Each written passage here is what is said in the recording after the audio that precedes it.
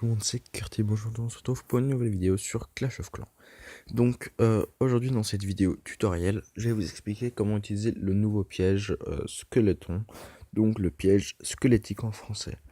Donc le piège a deux utilisations, pour ceux qui ne le savent pas, qui sont, je vais le centrer ici, pour que vous puissiez bien le voir, le mode terrestre et le mode aérien. Donc ça c'est le mode terrestre, ça c'est le mode aérien. Donc chacun des modes a des avantages clairs et nets. Alors, tout d'abord, comme vous vous en doutez, le mode terrestre donnera des troupes au sol, celles-ci plus précisément, qui vont attaquer les ennemis au sol, évidemment uniquement au sol et pas aérien. Ils ont les mêmes points de vie que les points de vie qu'ont les squelettons des sorcières. Je vous les montrer juste ici, bon je les ai pas débloqués du tout, mais voilà, on peut les voir ici. Ah voilà, les squelettons, donc 45 points de vie et 25 d'attaque par seconde, ce qui est plutôt pas mal, hein, à vrai dire. Et donc eux seront là pour défendre votre camp, et comme vous pourrez le voir ici, ils sont déployés au sol ou en l'air et vont attaquer vos ennemis. Alors l'avantage des squelettons au sol, c'est évidemment contre les géants ou les golems, qui sont des troupes qui n'attaquent que les défenses normalement, donc qui vont directement attaquer les défenses. Du coup, les squelettons auront le temps de se mettre derrière eux et de leur infliger beaucoup de dommages sans que les géants ou les golems ne ripostent. Donc ça c'est un gros avantage au sol, alors que les aériens ils peuvent pas attaquer les troupes au sol. L'autre avantage c'est qu'il s'est souvent utilisé.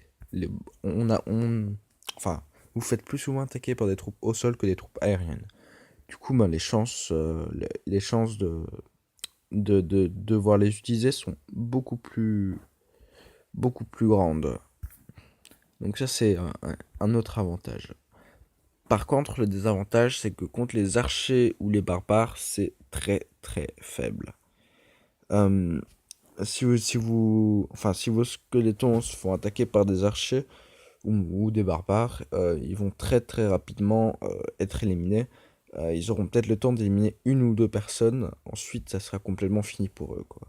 Parce que ils se font tuer en un ou deux coups selon les ennemis.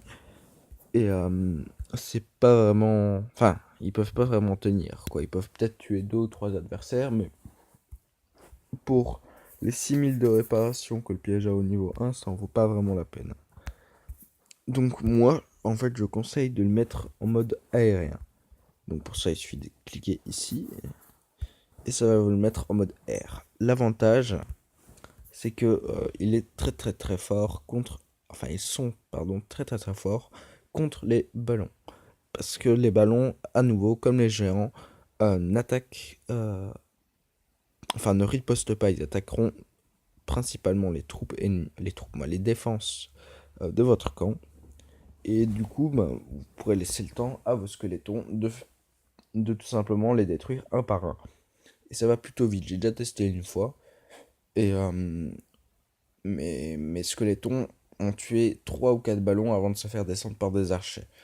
Parce que effectivement, les archers, comme c'est une troupe aérienne, les squelettons volants, les archers peuvent tout à fait les démonter. Et ça, c'est aussi un petit défaut du mode aérien.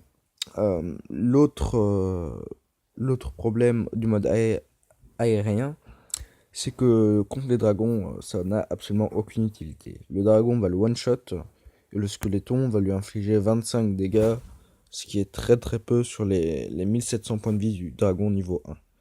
Enfin, je pense qu'ils ont 1700 points de vie. Je vais quand même vérifier avant qu'on me dise que je raconte de la merde. 1900 points de vie, pardon. 1900 points de vie du niveau 1, donc c'est... Enfin, ils ont peut-être le temps de leur enlever 50 ou maximum 100 points de vie avant de se faire démonter par le dragon. Pareil contre les serviteurs, contre quoi c'est pas très utile. Mais selon moi, c'est quand même mieux en mode aérien parce que on a plus tendance à se faire attaquer par des ballons que par des serviteurs ou des dragons. Tout ça dépend évidemment du niveau que vous avez, etc., de votre ligue. C'est vraiment variable. Alors, où est-ce qu'il faut les placer? Alors, le mieux, si vous, si vous voulez qu'elles vous défendent contre les géants ou les ballons, peu importe lequel des deux, faut les placer tout près des défenses. L'idéal, c'est plus vers l'intérieur, hein, pour pas qu'ils se déploient sans trop de raison. Mais tout près des défenses, c'est quand même vraiment le mieux pour les raisons qui sont très simples. C'est que par exemple, ici en mode aérien, ça vous fait en fait un quatrième et un cinquième anti-aérien euh, en HDV8. Donc, ce que je veux dire, c'est que, regardez, ici, les anti-aériens n'ont pas accès. Mais les deux anti-aériens n'y accèdent pas. Et ici, que très peu. Donc, et qu'un seul de toute façon. Pareil pour ce canon-ci qui est même pas atteint par l'anti-aérien. Donc les chances qu'il attaque avec des ballons vers ici sont très grandes. Et il ne s'attend pas, vu qu'en plus c'est une nouveauté, de se faire attaquer par un piège squelettique. Surtout pas un volant. Du coup, le gros avantage, c'est notamment la surprise et, et le fait que le piège, enfin les squelettons vont directement protéger les défenses qui sont ciblées par les ballons. Si vous le mettez en mode terrestre, c'est le même principe. Mettez-le tout près de, de vos défenses. Mais là, par contre, je vous conseillerais de le mettre plus dans une zone intérieure, plus vers ici par exemple, euh, afin de faire en sorte qu'il ne soit pas déployé directement lorsque l'adversaire décide de déployer un ou deux barbares ici pour tester les bombes. Là, dans ce cas, c'est un peu con de voir son piège partir en miettes.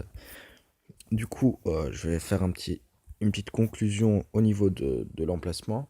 En mode anti-aérien, vous n'êtes pas obligé de les placer vers l'intérieur, mais il faut les placer tout près des défenses. Et en mode terrestre, vous devez les placer tout près des défenses et l'idéal c'est en intérieur. Donc voilà, c'est au niveau du placement, de l'emplacement idéal pour vos squelettons, donc vos pièges squelettiques en français, voilà. Alors bon, il y a d'autres moyens de les placer, il y a sûrement d'autres techniques, mais moi c'est vraiment celle que je conseille le plus, c'est celle qui marche le mieux selon moi. Sinon, un autre petit point auquel j'ai pas parlé, c'est que le piège squelettique, quand on l'améliore, en fait, ça rajoute une troupe dans le piège. Donc, au niveau 2, vous aurez une troupe en plus, et au niveau 3, vous aurez deux troupes en plus. Donc, vous pourrez atteindre les 4 troupes au total, donc une par niveau en fait. C'est à peu près tout ce que ça change, et évidemment le prix qui va monter jusqu'à 10 000. Ce qui est d'ailleurs plutôt cher pour un piège. Enfin, un piège qui n'est pas spécialement utile parce que c'est tout à fait possible s'il y a beaucoup d'archers qui ne tuent même pas un archer. Donc ça c'est vraiment à voir. Alors selon moi c'est tout pour ce tutoriel. J'espère que ça vous aura plu, que ça vous aura bien servi. Ciao tout le monde, peace.